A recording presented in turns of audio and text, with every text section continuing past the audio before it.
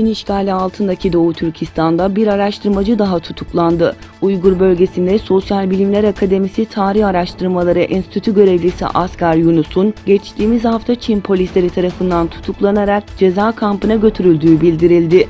49 yaşındaki akademisyenin hangi sebepten dolayı tutuklandığı ise açıklanmadı. Uluslararası Af Örgütü, Birleşmiş Milletler İnsan Hakları Konseyi Doğu Türkistan'daki toplama kampları hakkında Çin'den cevap talep etmelidir başlıklı bir duyuru yayınladı.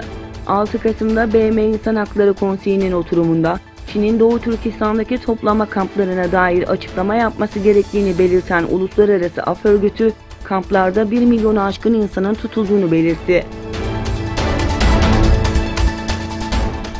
Çin'in ABD ile girdiği ticaret savaşı sonrası ekonomik büyümenin yavaşlamasının ardından ABD ile arasını düzeltmek istediği bildirildi.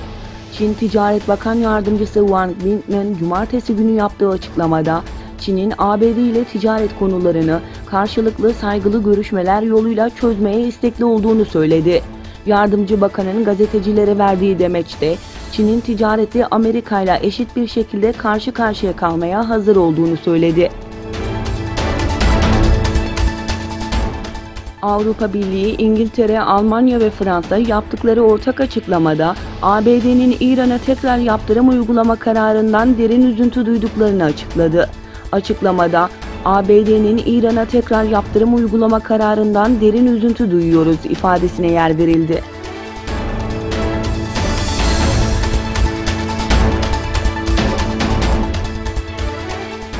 Avusturya'da iktidardaki aşırı sağcı koalisyon hükümetinin Birleşmiş Milletler'in göç anlaşmasına katılmayacağını açıklaması, hükümet ve Cumhurbaşkanı Alexander Van der Bellen arasında tartışmaya neden oldu.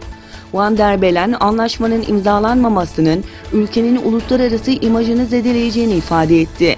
Avusturya'nın BM başta olmak üzere birçok uluslararası kuruma ev sahipliği yaptığına işaret eden Van der Bellen, bu nedenle ülkenin itibarının riske atılmaması gerektiğini vurguladı.